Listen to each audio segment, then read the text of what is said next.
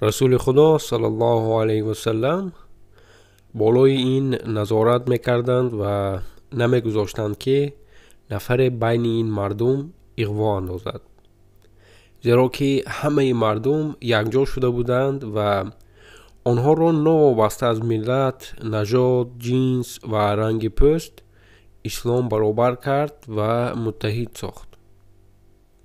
лекин ин амал барои яҳудиён писанд набуд. дар дилҳои онҳо бадбинӣ ва хашм пайдо мешуд.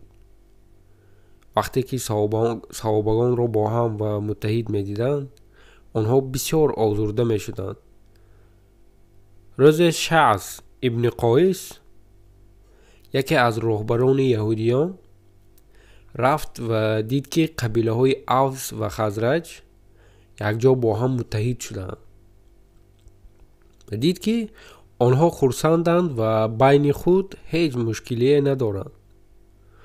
он дам вай гуфт: то он даме ки ин ду қавм байни худ сулҳ дошта бошанд, барои мо оромие нест. мегӯяд мо то ин дам аз ҳисоби он ки ин ду қавмро бо ҳам ҷанг мемондему онҳо байни худ нофаҳмиҳо доштанд, ҳоли мо дар Мадина хуб буд ва аз ҳамин ҳисоб мо худро инҷо ором эҳсос мекардем.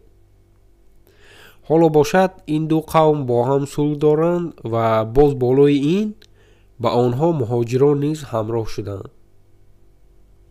баъд вай шоиреро фарёд кард ва гуфт ки бирав назди қабилаи авс ва қасидҳоеро онҷо бихон ки вақти ғалабаи онҳо хонда мешуд.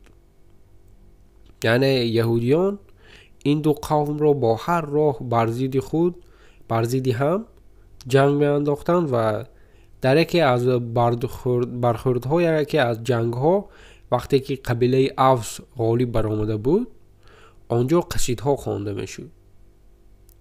ва ин яҳуд ба шоир амр кард ки биравад ва ҳамон қасидҳоро назди қабилаи авс боз дубора бихонад.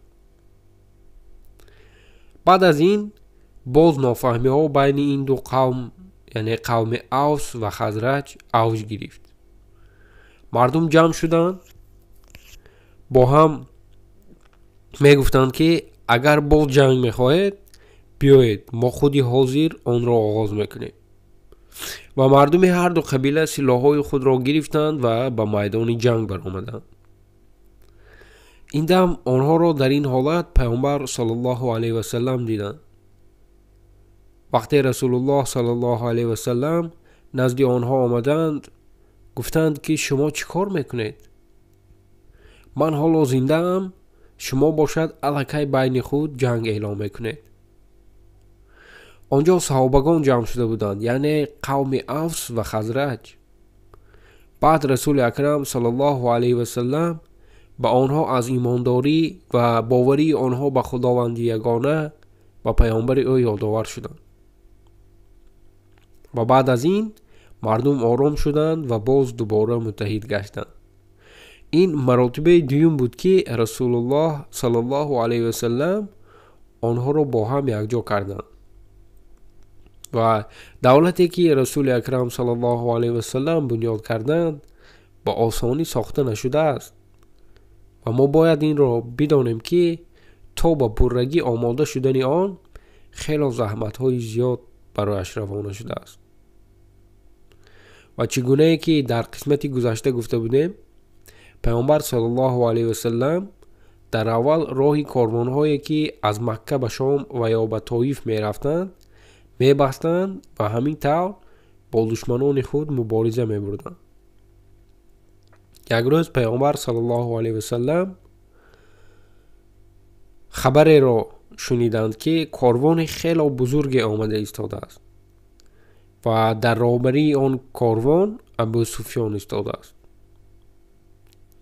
баъди он ки расули акрам саллаллоҳу алайҳи ва саллам ин хабарро шуниданд, ба саҳобагон гуфтанд ки ба роҳ мебароем ва шояд ки ин корвон худованд аз тарафи худованд барои мо ҳадия карда шавад, яъне шояд ки ин корвон бе ҷанг ба даст оварда шавад.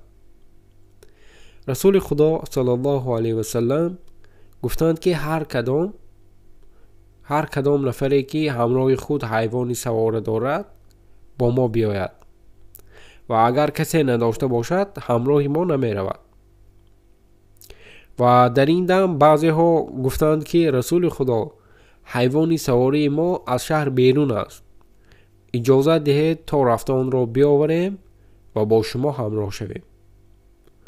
پیامبر صللاللهو علیه و سلم گفتند که نه، هر کسی که خودی حاضر حیوانی سوار دارد بیاید و کسی که ندارد همین جا بماند. و بعد از این 73 نفر برای گرفتن این کاروان آماده شدند. یعنی 73 نفر از صحابگان رسول اکرم صلی الله علیه و سلم. آنها وقتی که برابر آمدند تنها برای گرفتن چیزهای آن کاروان می رفتند. یعنی آنها برای جنگ کردن آماده نبودند. عادتاً پیش از این وقتی که یگان قبیله برای گرفتن کاروان می یا که جنگ می رفت، آنها آمادگی می دیدند و مشق می کردند. اما این دم باشد آنها به یگان آمادگی برای جنگ به راه برآمدند. وقتی که این خبر به ابو سفیان رسید، وی زود به مکه نفری را فرستاد تا خبر برساند که اهالی مکه به پیشواز کاروان خود برآیند. آنها می گفتند که نخواهد که محمد فکر کند که این کاروان را مثل کاروان پیشین خواهد گرفت. و 3000 نفر از بین آدمان ابو سفیان تمام اسلحه های خود را برای جنگ آماده کردند و برای نابود کردن رسول الله صلی الله علیه و سلم برآمدند. پیش از این واقعه یک چند حادثه ها به واقع آمده بود که یکی از آنها با امیه ابن خالف شده بود. و امیه ابن خالف این همان نفری بود که بلال رضی الله عنه را شکنجه میکرد.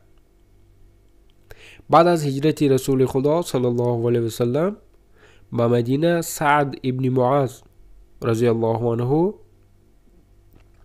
به مکه سفر میکند. سعد ابن معاذ رضی الله عنه رفیق امیه ابن خالف بود و هنگامی که امیه به مدینه سفر میکرد در خانه سعد میستاد و سعد باشد وقتی که به مکه سفر میکرد در خانه امیه میستاد. و اینک وقتی که به مکه آمده بود گفت، سعد ابن معاذ به مکه آمد و گفت ای ابو صفوان، من میخواهم که گردی کعبه طواف کنم و تو نگاه کن تا امن باشد. و این راضی شد و همراه وی رفت. در راه آنها ابو جهل را واخوردند. ابو جهل نگاه کرد و پرسید که این کیست؟ سعد ابن معاذ است، جواب داد امیه. ابو جهل گفت که نخواد تو میخواهی با امن گردی کعبه طواف کرده باشی؟ آخر شما محمد را قبول کردید و دعوا دارید که با وی و دین وی کمک خواهید کرد و باز میگویی که میخواهی با امن گردی کعبه طواف کرده باشی؟ به خدا قسم تو این کار را نخواهی کرد. سعد رضی الله عنه در جواب او گفت به خدا قسم من این کار را خواهم کرد. من گردی کعبه طواف میکنم و اگر تو به من خلل رسانی خودت میدانی، بعد من راهی سودای شما را خواهم بست. بعد امیه گفت ای سعد، ابوالحکم این سروری این زمینه ها است، با وی این گونه حرف نزن. سعد ابن معاذ رضی الله عنه در جواب او گفت که مرا به حال خود گذار. به خداوند قسم که پیامبر به ما خبر داد که ما تو را خواهیم کشت. بعد امیه گفت که وی براستی این گونه گفت؟ وی گفت که شما مرا در مکه میکشید و یا بیرون از مکه؟ یعنی وی الکی باور کرد و آنها میدانستند که محمد صلی الله علیه و سلم پیامبر حقیقی است، ولی از سبب کبر و غرورشان این را رد میکردند. و سعد رضی الله عنه با وی جواب داد که ما نمیدانیم در کجا، این را پیامبر به ما نگفت. وقتی که امیه به خانه‌اش آمد، این همه را به همسر خود نقل کرد و قسم خورد که من مکه را ترک نخواهم کرد. و اینک وقتی به جنگ برآمدن فرا رسید. وقتی او را فریاد میکردند، وی میگفت که نه، من به هیچ کجا نمیروم. وی یکی از راهبران مکه بود و وقتی که وی نمی برآمد، کسی دیگر نیز به جای وی نمی رفت. و در آخر بعد از کوشش های زیاد او را راضی کردند و امیه شتری سواری را گرفت و به راه برآمد. و وقتی که وی به راه می برآمد، همسر او برایش گفت مگر تو فراموش کردی که برادری تو از یثرب برایت چی گفته بود؟ وی گفت که نه، من فراموش نکردم. من همراه آنها می روم، لیکن از قفا در مسافه معین خواهم ایستاد. بعد اگر یگان چیز شد، من با همین اشتر از آنجا خواهم فرار کرد و دوباره به نزد شما برمیگردم. لیکن خداوند الکی میدانست و در تقدیر امیه نوشته شده بود که این سفر برایش با چی می انجامد. و انشاءالله با خواست خداوند ما در قسم آینده از دوام این واقعه آگاه خواهیم شد. و حالا باشد دعاگو باشیم تا اینکه خداوند همه ما را هدایت کرده باشد و آن علمی که برای ما داده است برای ما نصیب گرداند که آن را در راه خیر استفاده برده باشیم. خداوند نگهبان هر یک شما. السلام علیکم و رحمت الله و برکاته. اگر مهنت های ما برای شما پسند است و می خواهید که ما را دستگیری کرده باشد، پس با شبکه‌های ما در یوتیوب، فیسبوک و اینستاگرام ابونه شوید. موادهای ما را در صحیفه‌های خود نشر کنید و همچنین به یار دوستان نیز بفرستید تا اینکه آنها نیز مطالعه کرده باشند.